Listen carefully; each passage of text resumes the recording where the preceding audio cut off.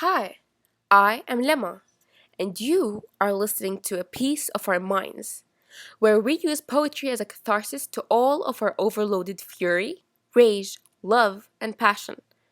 The way this will work is I will read you a published poem, give a quick analysis of the poem, then I will read you my mimic poem, which was written in response to the source poem, and finally, I will briefly justify my response. The first poem I will read you is Messy Room by Shel Silverstein. Messy Room by Shel Silverstein.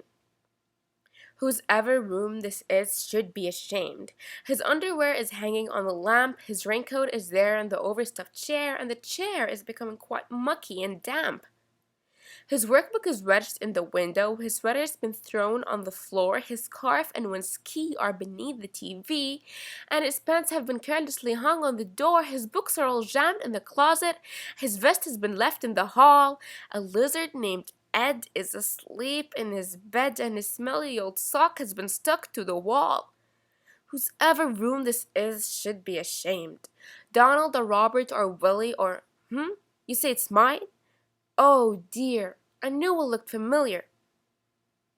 In the free verse poem Messy Room by Shel Silverstein, the speaker scornfully describes a messy room, and he is quick to point fingers at the owner of the room until he realizes it is his room.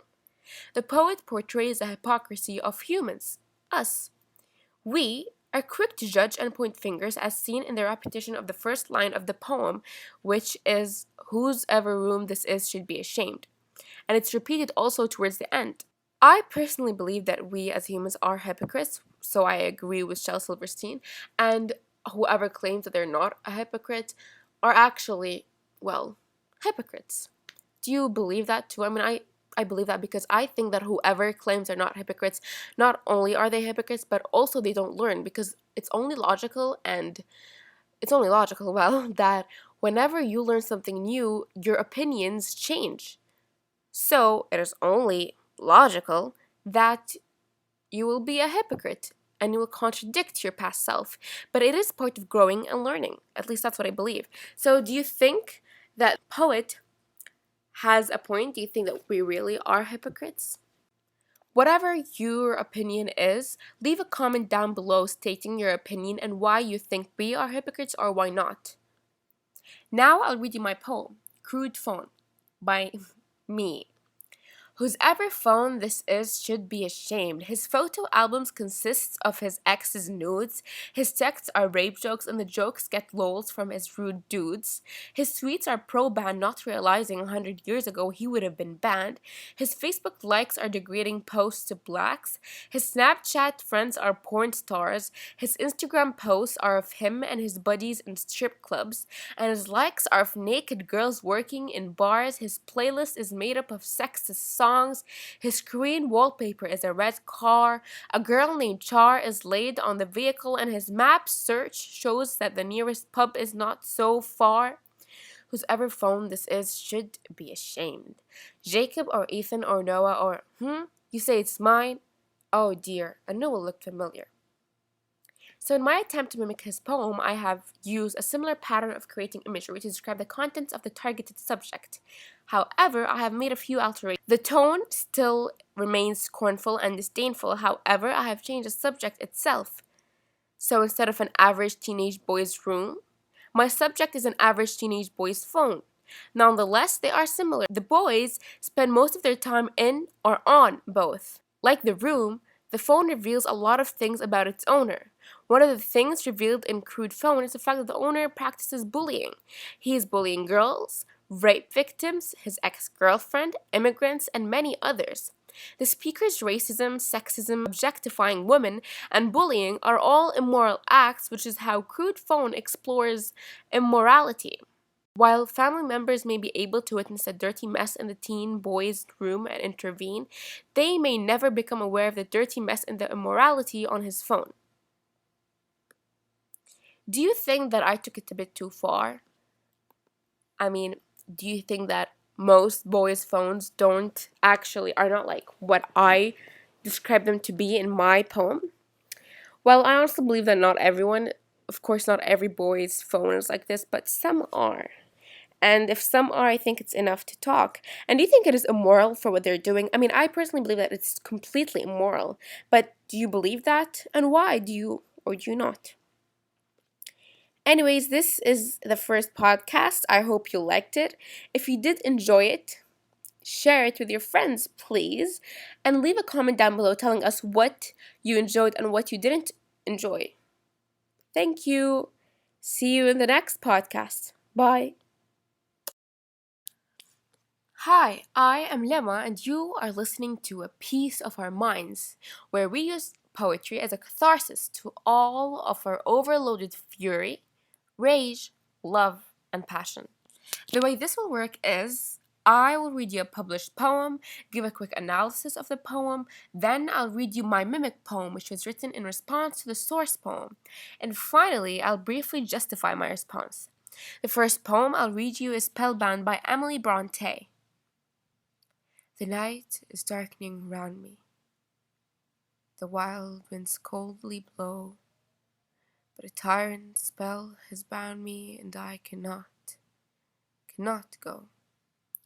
Giant trees are bending, their bare boughs weighted with snow, and the storm is fast descending, and yet I cannot go. Clouds beyond clouds above me, wastes beyond wastes below, but nothing rare can move me. I will not, cannot go. The poem I analyze is Spellbound by Emily Bronte, who is a member of one of the most famous families in literature, the Brontes, much like the Kardashians in TV world or in the media, or yeah, you get the idea. Some of her works are set in a fictional island called Gondal, which was made up by Emily and her sister. They created a huge cast of characters, heroes, and heroines who fought great battles and were involved in epic romances. It is thought that Spellbound is located in their fictional Gondal. This is a quote, a direct quote from Genius. Shout out to Genius. They have the best annotations to both songs and poems. Love you, Genius. Spellbound has been believed to be set in Gondal during winter, where one of their fictional heroines must leave her child to die on top of the mountain. The heroine cannot watch her child die, but she cannot leave either. Hence, she is bound by her circumstances. The writer sets dark, grim, and ominous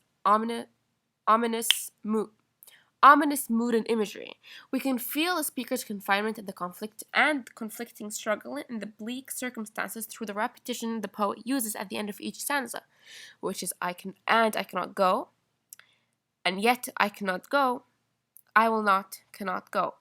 The poem's theme is internal struggle. So in response, I wrote Bubble. Here is Bubble. Bubble by moi. The world is shattering round me. The victims mercilessly killed, no lawful permit, but a technological spell has bound me, and I should not, cannot allow it. The rest are gaping, their thumbs secretly tapping, never to admit, and some plead with us to do something, anything, and yet I should not, will not allow it. Family and peace surround me, hiding others' trouble, blood and destruction on screens. They flit only there.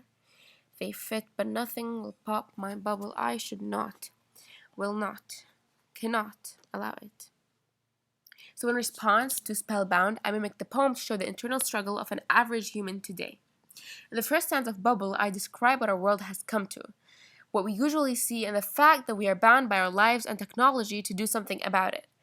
So usually they say that technology has made the world a small village, but I believe that it didn't. Instead, we're so far away, so apart. We are the same house, but the families are broken. It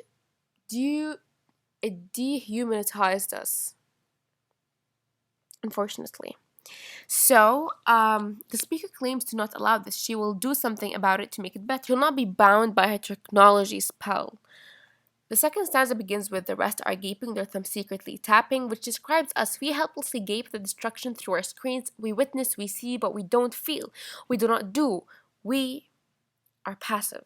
As soon as we're done watching the video or photo, we scroll down to laugh at a joke someone posted.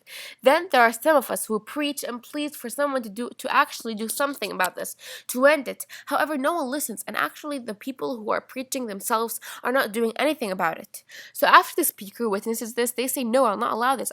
I'll do something, anything to stop this destruction." Then, in the final stanza, the speaker looks around. They're surrounded by peace, tranquility, and loved ones, very different from the terror they see on TV. So they give up. The speaker thinks it over, weighs their options, and sticks to being silent and gaping because it's easy and safe, because it means their family will still be okay. The speaker will not lose the peace they're living in, the bubble that is their life. So the speaker ends saying they will not allow it. They will not allow reality to pop their bubble. They will not be the heroes and risk popping their bubble to save others, which is very immoral. So, how big is your bubble? Thank you. I hope you enjoyed this podcast. If there's anything you'd like to know, if there's anything you want us to mimic or respond to, just leave it down below. I hope you like the podcast. See you in the next one. Bye bye.